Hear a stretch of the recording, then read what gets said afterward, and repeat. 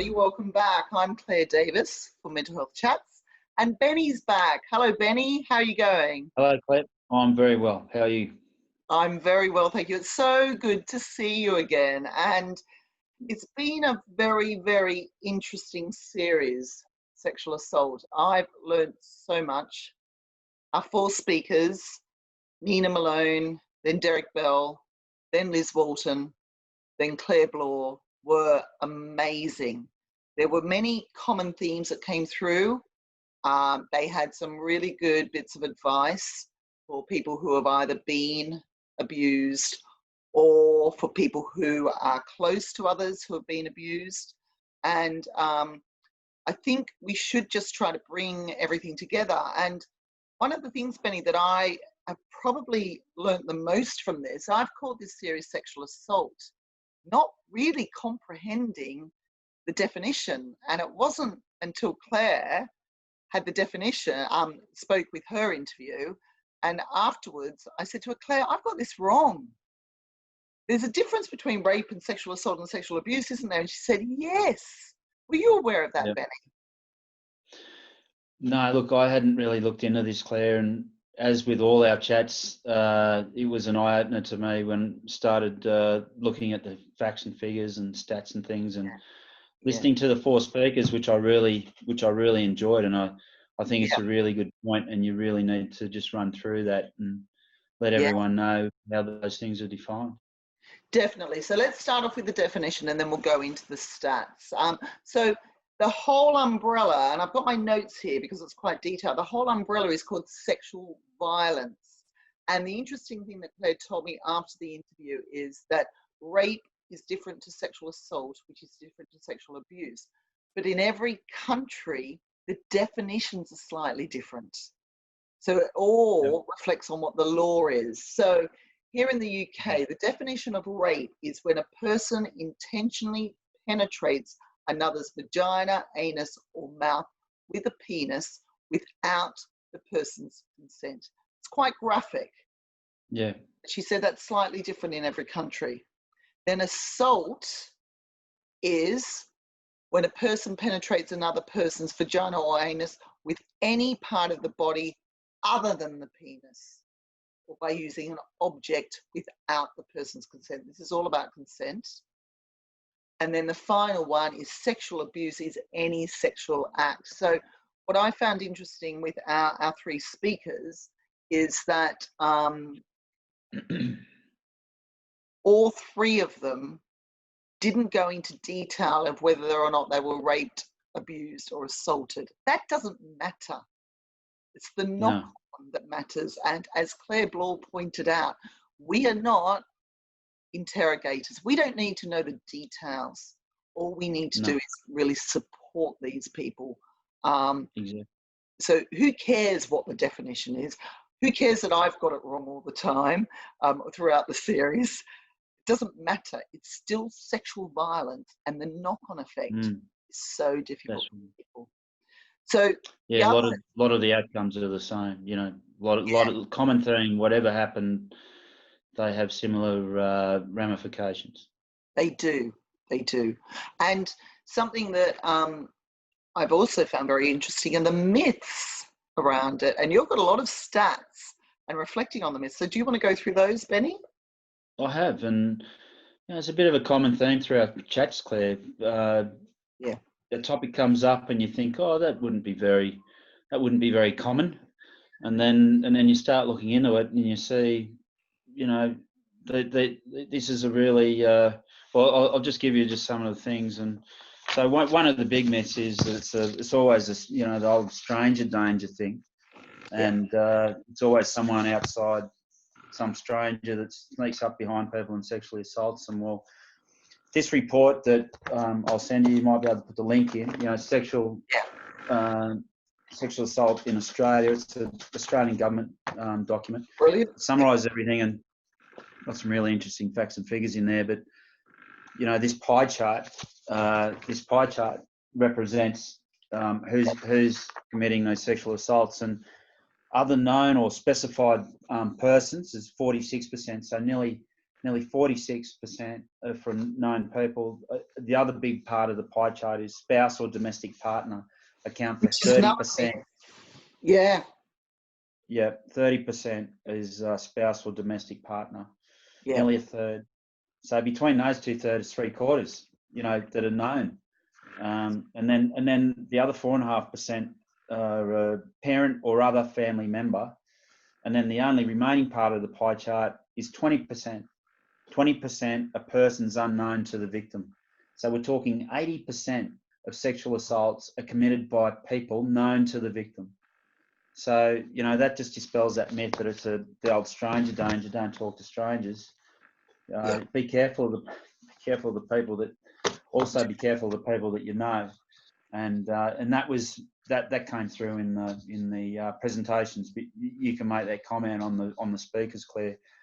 Well, I just found Nina was so powerful when she said, just because people are nice, it doesn't mean that they are nice. And it's that gut feeling. She had a gut feeling. And it's that gut feeling. Go with your gut feeling and have the confidence to say no. Because as we saw with all of Liz, Nina and Derek, it's a lifetime of healing.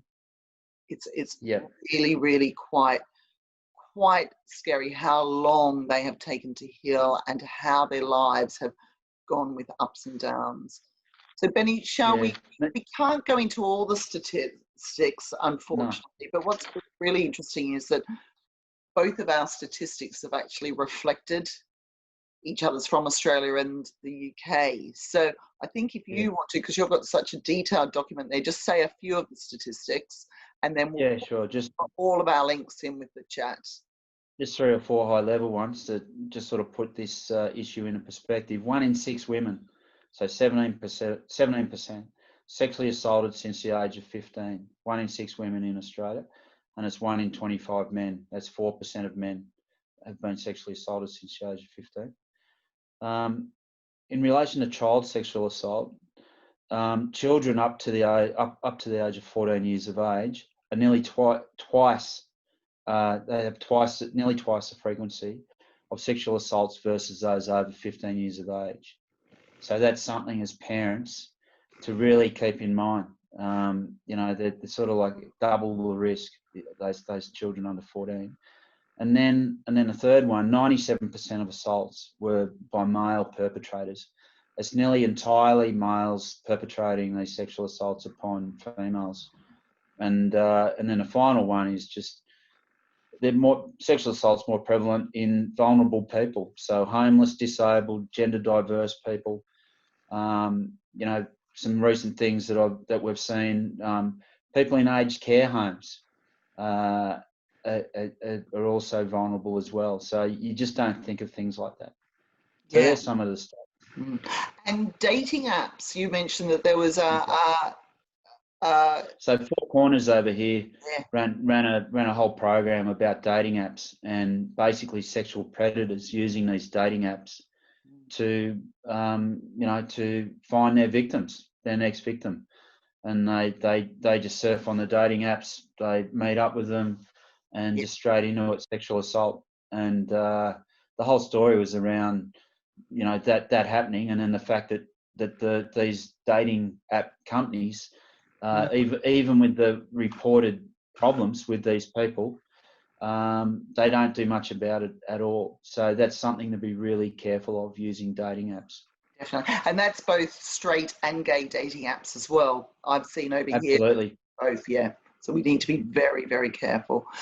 So I just found the speakers so powerful, and something that I would like to really bring up is that how do we help our children, because my stats are so similar to yours, especially with children, but what we need to be aware of, actually, before I go into this, is that these are reported statistics, and 2 out of our 3 speakers did not report it. So I don't know how correct these stats are. I think there's a lot of people out there who have had some sort of sexual violence happen to them. And because I've had a lot of people I know just contact me and say, thank you for this series. It happened to me. And I'm thinking, but I know Yeah. you really well. Why didn't I know about this? People don't talk about it. That came through with all the speakers, that shame, that guilt, that struggle with daily life, and they don't talk about it. And Nina, after her talk, was incredible. And she said to me, Claire, thank you so much for this. I haven't really spoken that openly about this before, and it's been quite healing. And she was so confident. The other thing I'd like to bring forward that has really, really worried me since this series is that how are we educating our children? This is such a big thing. And the statistics, all three speakers were of a very young age when it started happening to them. So we can't cover up. And Nina said, use the terminology, use it, and use the word consent. And I spoke to, as a lot of you are aware, my book is out on helping people with their emotional fitness every day. It's called Emotional Fitness A to Z for Positive Mental Health. And a lot of schools here are very, very interested in the book and buying the book to bring it into schools so that children are starting to work on their mental health every day. And I spoke to a head teacher recently, and we brought up the topic of sexual assault because I'm doing the series. And she said she's the head teacher of a primary school. And she said she is going into assemblies now, and she is saying, especially coming up to holidays, talking about sleepovers, talking about holidays, and saying, if someone puts their hand down your knickers, tell them to go away. She's telling them what to say. Now, that wouldn't have happened when I was a child. And she said, a few of the teachers are actually saying you're being a bit too graphic. And she's like, no, I'm not. Look at the statistics. So if we can start educating our children, because we've seen it's a lifetime of healing. All three speakers have struggled with daily life, have self-destructed. It's so difficult for people to find peace after an act of sexual violence towards them.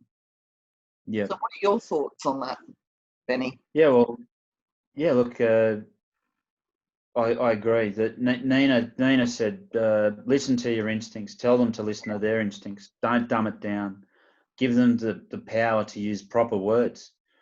And listen why they don't want to do something. So you're encouraging them to go and hug Uncle Steve, but they don't want to. They don't want to go anywhere near him. Tune yourself into that sort of stuff. Look for any changes in behaviour in a loving manner, not in a sort of regulatory, disciplinary type manner. You must go and hug him. He's my whatever uncle. She said we must learn, and she had that quote, Claire. I won't read the whole thing out, but she's got a great quote there that she, that she says at the end of her session. So, I think it's absolutely vital. You look at the stats, and you look that so many of these assaults are happening in young people. And I've got this little bar chart here that shows you exactly who the vulnerable group is. And this one here, this bar chart in the middle is girls, and this one in the middle are girls that are 10 to 14 years old. So if you've got a daughter 10 to 14 years old, that's where most of it's happening. And we have to be so tuned into that. I don't have any daughters, 2 sons, but it's really being on top of it and having that communication, that conversation.